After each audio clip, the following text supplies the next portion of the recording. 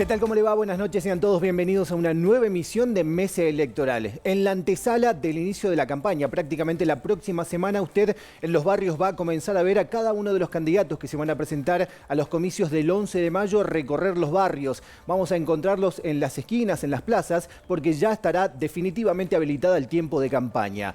Finalmente ya se oficializaron las listas sin grandes sobresaltos, una sola no cumplimentó toda la documentación y prácticamente ha quedado el escenario listo. Un escenario que se muestra a prima facie bastante enrarecido. Hasta aquí hemos tenido elecciones donde la apatía jugó un papel fundamental. Según las últimas encuestas, ya no pasa a formar parte de lo esencial, con lo cual podemos traducir que tendremos unas elecciones un tanto más limpias, pero todo eso va a comenzar a definirse recién a partir de la próxima semana. Aquí en Mesa Electoral saben ustedes que brindamos espacio y micrófono absolutamente a todos y buscaremos en este corto tiempo, porque es muy corto de acá hasta el próximo 11 de mayo, tener a todos los candidatos, escuchar fundamentalmente qué proponen para la provincia de Salta, saber qué es lo que tienen como idea, como proyecto, para que definitivamente nosotros también entendamos qué tipo de provincia quieren, qué tipo de departamento para los representantes de cada uno de esos espacios.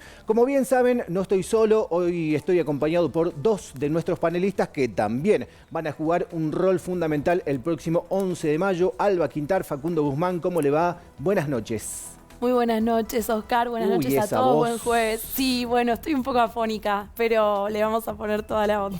Está bien, está bien. Facundo, ¿cómo estás? Bien, bien, contento, principalmente porque un aplauso para el Senado, que evitaron uno de los movimientos más totalitarios de Milei, de poner a dos jueces a dedo. Así que bueno, contento por eso. Por otro lado, solidarizarme con este Uber Moto, que estoy viendo la noticia, y que si bien es algo que no está regulado, hay un montón de otras cosas que no están reguladas, venta de coca, los casinos virtuales, que le hacen mucho más daño a la gente que esto, y yo creo que la policía puede perseguir trabajadores después de agarrar al último delincuente. Así que bueno, me solidarizo con este Uber Moto que la pasó mal, es un albañil, trabaja de lo que sea para tratar de vivir, ¿no?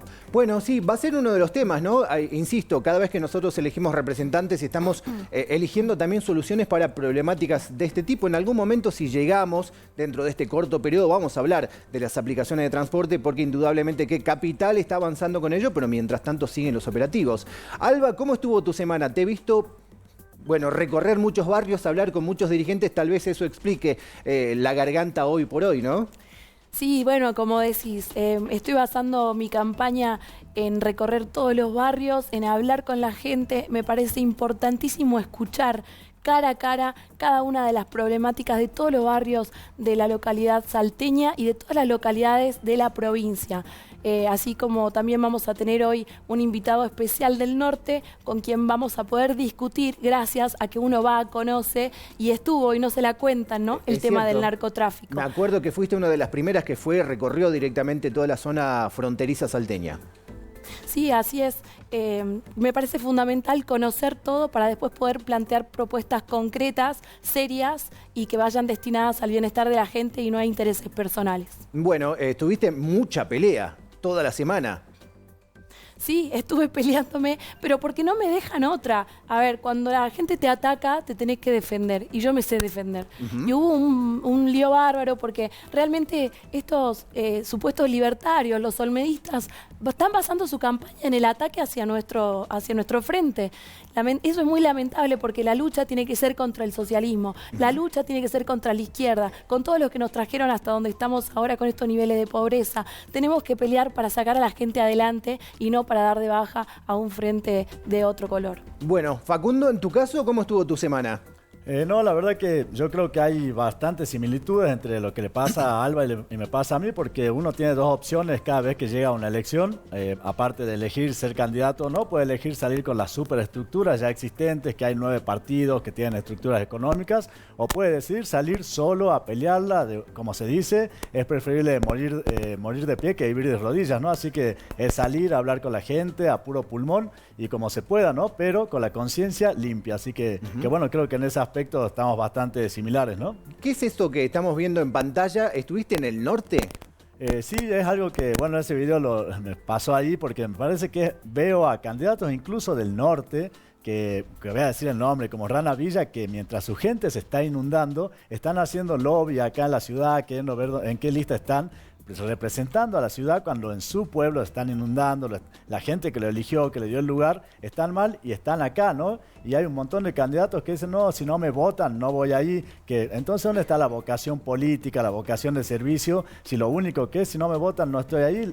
Si uno es político, quiere ayudar a la gente, quiere que Salta esté mejor, que Argentina esté mejor, y después si lo votan o no lo votan, no es su región o no, ya es un tema secundario. Esto no fue en tono electoral entonces, lo que hiciste en Santa Victoria, en Rivadavia. No, fue algo, porque incluso en esa zona a mí no me votarían, así que fue algo que salió, que dijimos vamos a ayudar, es donde se necesita y es lo que yo creo que cualquier político tiene que hacer hoy en día, ¿no? Ah, muy bien.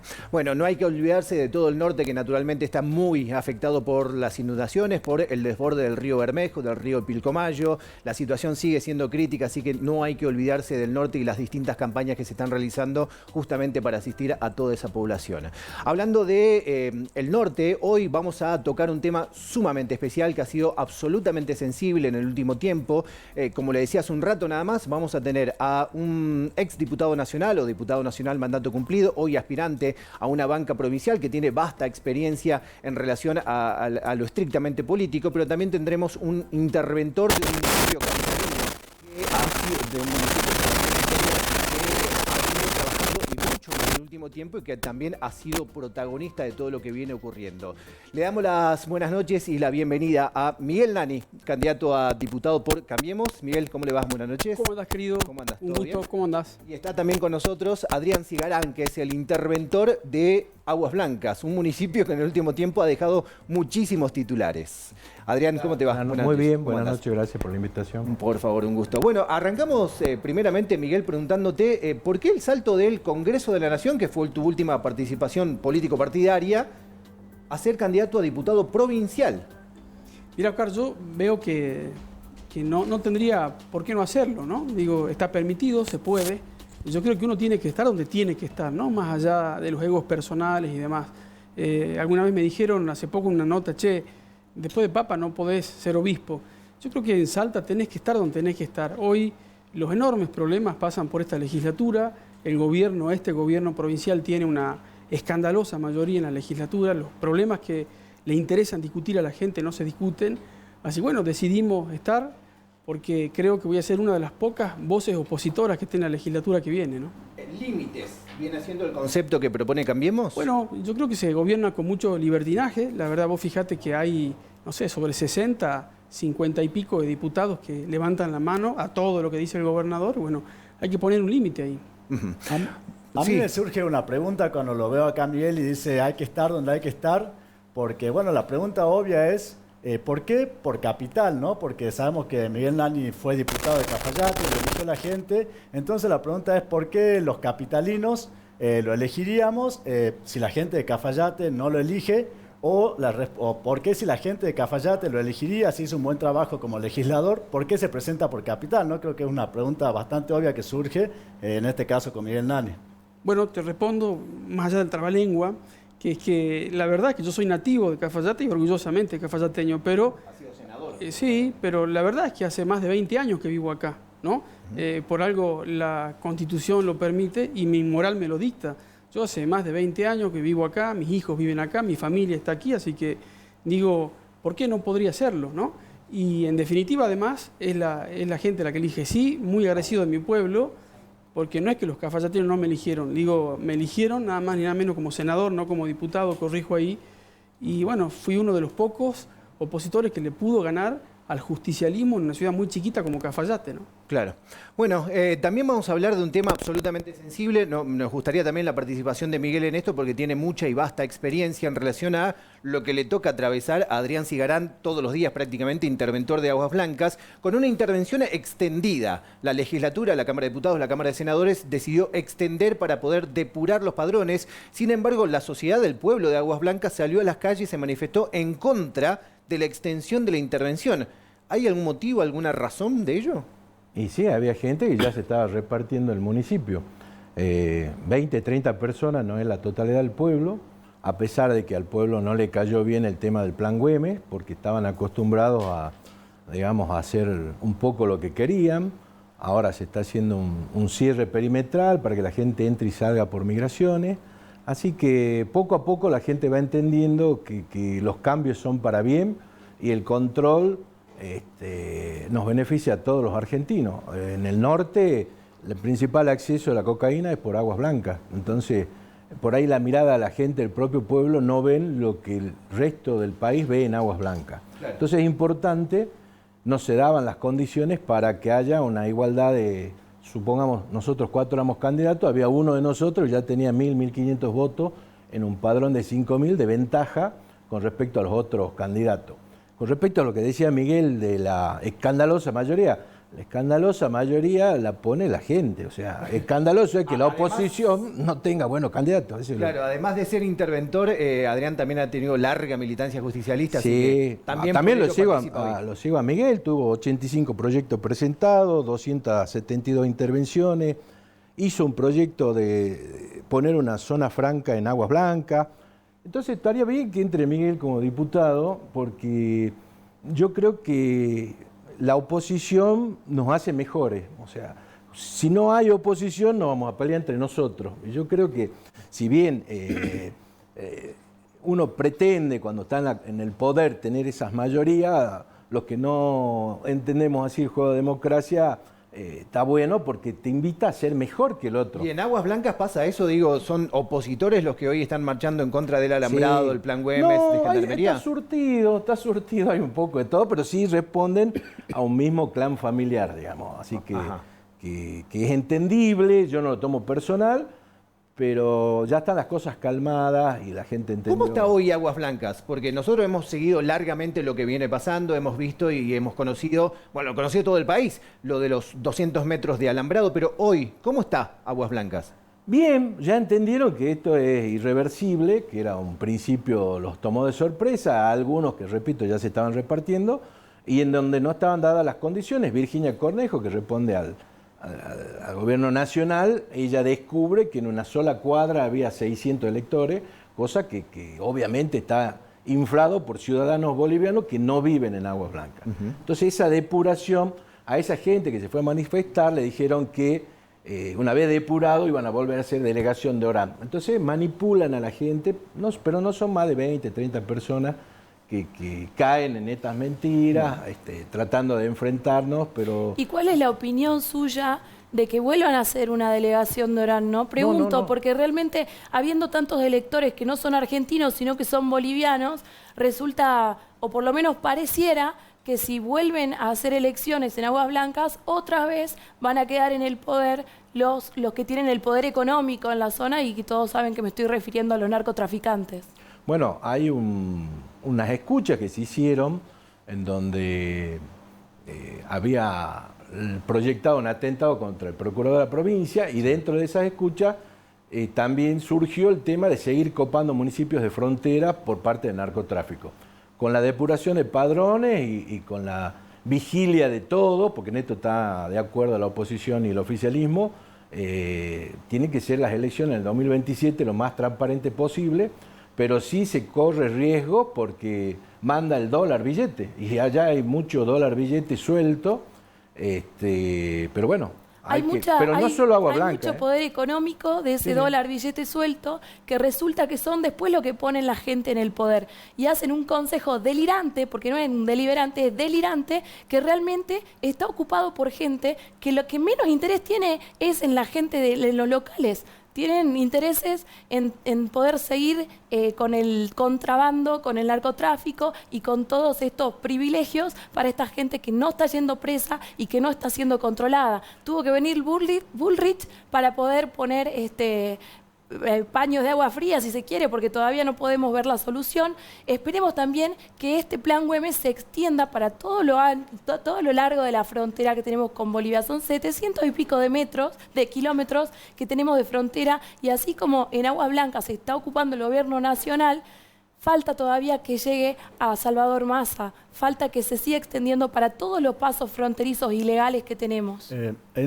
Yo pienso que no tiene que pasar esto, más o menos lo que dice Alba, que se extienda este alambrado, porque el problema, si bien es la puerta de entrada, el problema es lo que está pasando adentro del país, ¿no? Porque si tenemos un país que tiene consumidores y el gobierno nacional elimina los programas para evitar esto, si tenemos un país donde cualquier narcotraficante puede blanquear tranquilamente su dinero, si tenemos un país que es el paraíso de los narcotraficantes, van a entrar por avión, por el suelo, por donde sea, pero van a entrar. El problema es que le saquemos al país que sea un paraíso para narcotraficantes, y ahí va a haber menos ingresos. También no es solamente esto, porque la forma la van a encontrar siempre y cuando Argentina siga comportándose como un país hermoso para los narcotraficantes.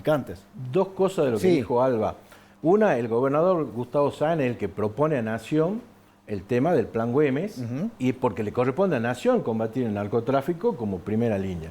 Segundo, disiento con el Consejo Deliberante, estamos trabajando en conjunto, son 3 personas, gente de bien del pueblo, así que en eso disiento. Y amplío el tema no solo del narcotráfico, sino la defensa del Bermejo y la defensa del Pilcomayo le corresponde al gobierno nacional. Hoy estamos inundados porque hace décadas, no este gobierno, sino varios gobiernos más, no defienden la frontera argentina, que es gaviones en el Bermejo y gaviones en el Pilcomayo. Y después sufrimos las consecuencias, que se nos inunda, porque los bolivianos y los paraguayos viven defendiendo todos los años ellos, y estamos perdiendo hasta territorio nacional por la falta de que Nación se ocupe de sus temas. Antes de pasar a lo estrictamente que lo relaciona Miguel Dani con esto, que es aquel proyecto de Zona Franca, veíamos recién en imágenes el famoso alambrado, o por lo menos los postes, sí, los con postes. lo cual se ha avanzado en el último tiempo. ¿Cómo va eso? Bien, va un 30%, hoy me llamó el contratista, se van ellos y a la noche los mueven, queda como la Torre de Pisa, no sabemos si son chicos o si son los narcotraficantes. ¿Cómo que los mueven a los postes? Claro, van poniendo postes y vos los cementás, y eso tiene un tiempo de fraguado.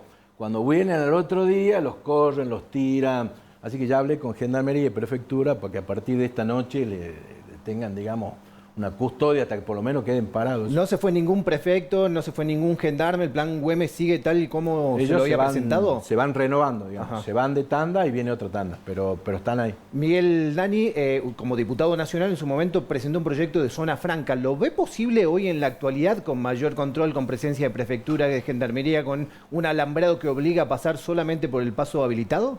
Es indispensable que pase eso, porque la verdad, Oscar, es que, digo, una cosa es el narcotráfico, ¿no? Que la gente, ya te diré que esto no da para más realmente, y otra cosa es el contrabando, ¿no? Son cuestiones distintas, pero además del contrabando la gente ha hecho lamentablemente un medio cultural de vida, ¿no? Ya está socializado esto.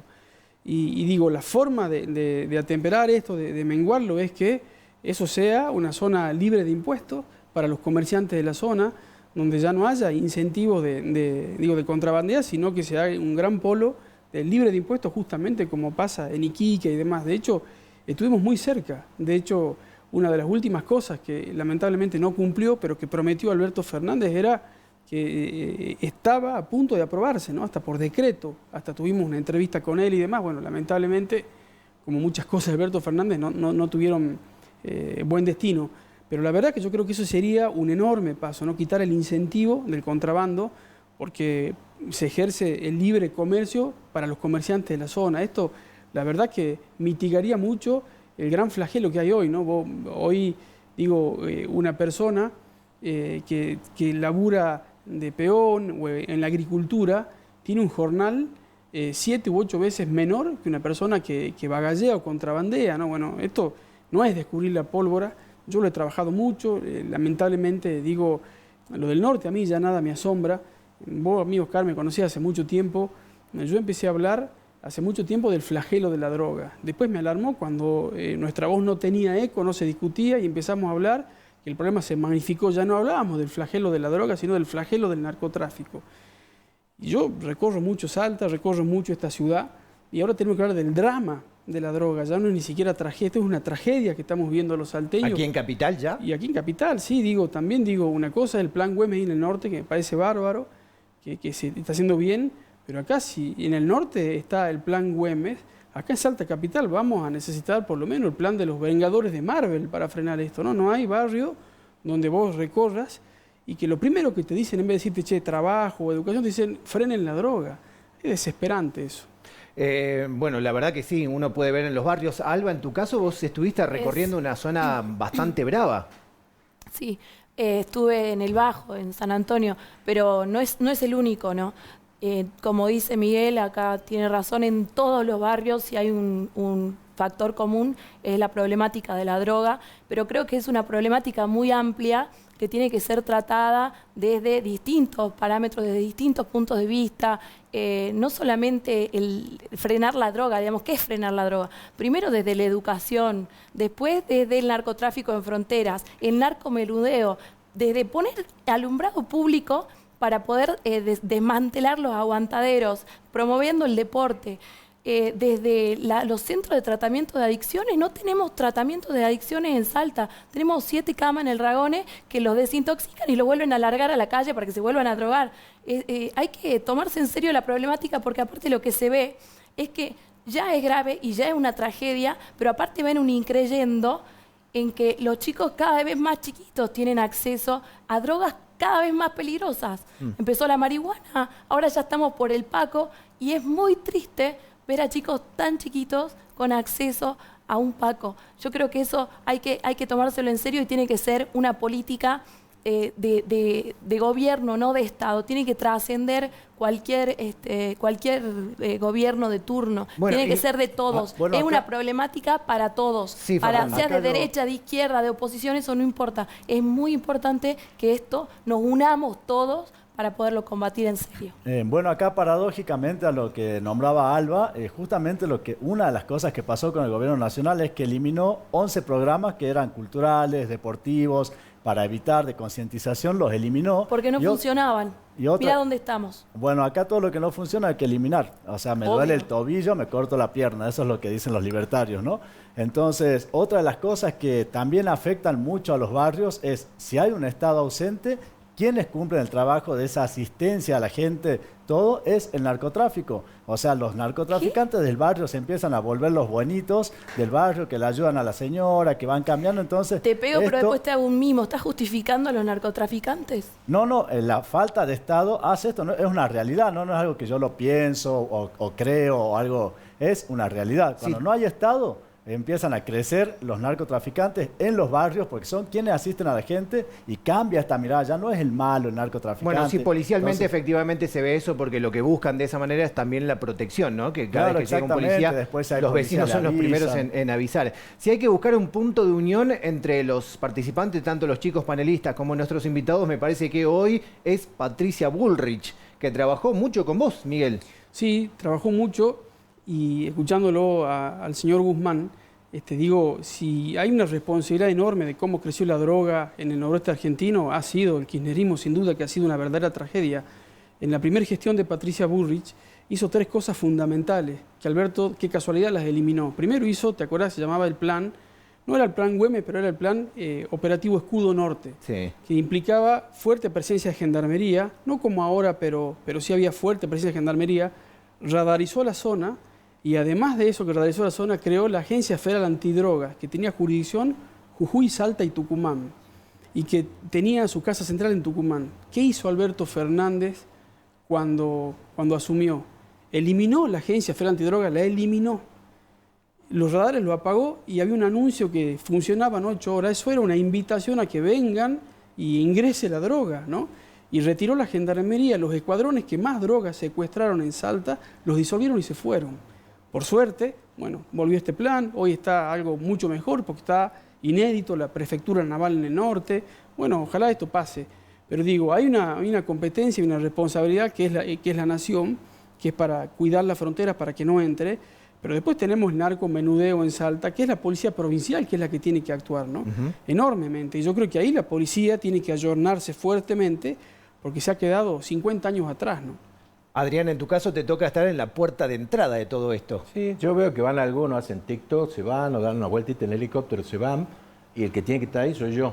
¿Y qué tal es convivir con todo eso? Bien, son ásperos todos, no hay gente normal, ellos están convencidos y lo hacen, que se ganan con el sudor de su frente el trabajo que hacen, lo que pasa es que no lo admiten que es ilegal. Entonces vos lo ves pasar en gomones, vos lo ves, y están trabajando, hay gente que levanta su peso en la mercadería que transportan. Pero bueno, es, como él decía, un tema cultural arraigado y nuestra presencia es rechazada en términos de que vamos a incomodar las actividades, digamos, ilegales que hay en la zona, pero bueno, poco a poco se van dando cuenta que hay que volver a instalar un orden, porque había, como yo decía, algunos que habían visto la película esta o la serie de Pablo Escobar y estaban ejecutando las mismas acciones, grababan a funcionarios, jueces provinciales, fiscales, políticos. Eso pasaba aquí en Salta. Pasaba aquí en Salta, degollado, ajusticiado, acuchillado. Entonces, Orán estaba entrando en un terreno peligroso, en donde no podía, digamos, en sí mismo defenderse, porque estaba atravesado por todo el narcotráfico, y ni sabemos quiénes más están dentro de ese esquema. Entonces, el gobernador dijo, bueno, hasta acá llegamos, y que venga Nación, nos hagamos cargo entre todos, como él dice, la policía de la provincia, PCA, la federal, gendarmería, prefectura, ese es otro logro, que esté prefectura de manera permanente por una gestión del gobernador, porque esa era zona de nadie. O sea, se terminaba el sol y te asaltaban en la orilla del Bermejo. Bueno, suele pasar que cuando aparece la presencia en lugares donde era tierra de nadie, que comienzan las amenazas al procurador que pasó, planes incluso para asesinar lo que pasó. Sí, sí. ¿En tu caso? ¿Te amenazaron? ¿Te siguieron? En mi caso estaban haciendo una vaquita para contratar un sicario, según uno que publicó en Facebook. A mí me causan gracia, pero bueno. Pero no es gracioso. Depende. Yo la verdad que no tengo miedo, es una condición particular que no se la recomiendo a nadie, digamos, que no la tenga, claro. Porque es un lugar complejo, digamos. Aparte no tengo chofer, no tengo custodia, mi equipo vamos y estamos todos los días, pero de manera directa y real y en serio yo no he sufrido ni en Aguaray, ni en Salvador Maza, que era otra frontera complicada, ni acá en Aguas Blancas tampoco. Así que yo trabajo, lo mío es alumbrado, barrio de limpieza. No soy Bruno Díaz, que estoy en Ciudad Gótica, y a la noche soy Batman de casero sería en este caso. Claro. Otro Batman. Pero es un tema complejo, no es para nadie común. Sí, sí. yo creo que no podemos naturalizar el contrabando, por más que sepamos que ya son actividades culturales. ¿Cómo era la propuesta? Lo de la zona franca. Zona franca, sí. La zona franca es viable, me parece una buena solución, pero en el mediano plazo creo que también sería muy interesante poder desregular el comercio y poder hacer trámites migratorios simplificados para los bagalleros. Porque además de los 200 metros de alambre para obligarlos a pasar por migraciones, también tenemos que agilizar ese paso para que realmente se pueda cumplir. Miguel, en tu caso que trabajaste el proyecto, que conoces la realidad que se atraviesa en el norte, como así también ahora en Capital por ser hoy candidato, ¿ves a la política preocupada en los dramas que describe Adrián Zigarán? Poco, yo creo que mucha gente subestima el problema.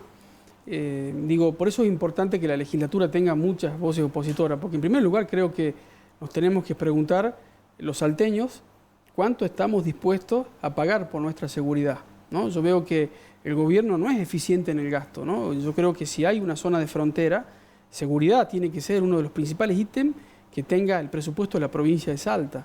Entonces cuando vos ves que, hoy, ¿qué que la presupuesto policía tiene la provincia de Salta? Un segundo. Cuando vos ves que la policía de Salta tiene serios problemas de funcionamiento, la verdad que vos decís, no estamos en la Salta de 1980, ¿no? Entonces cuando vos ves que del presupuesto, no sé cuánto se ajusta por inflación, pero cuando la provincia gasta en pauta oficial, ¿no? Que grueso del presupuesto se va en otras cosas que no son seguridad, salud y educación, y las pruebas están a la vista, bueno, eso está pasando, pero más allá de eso, creo que lo fundamental es que toda la política tome conciencia que esto ya es una tragedia, ¿no?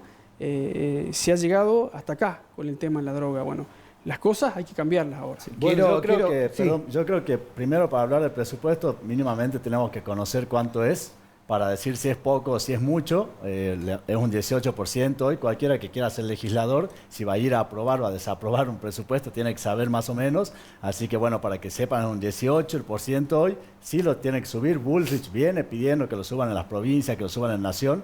Así que bueno, por ahí lo que hay que hacer, yo creo, es darle un mejor uso a este porcentaje, que son 3 billones de pesos más o menos, ¿no? Más de 3 billones de pesos que si se le da un mejor uso por ahí puede ser más eficiente, ¿no?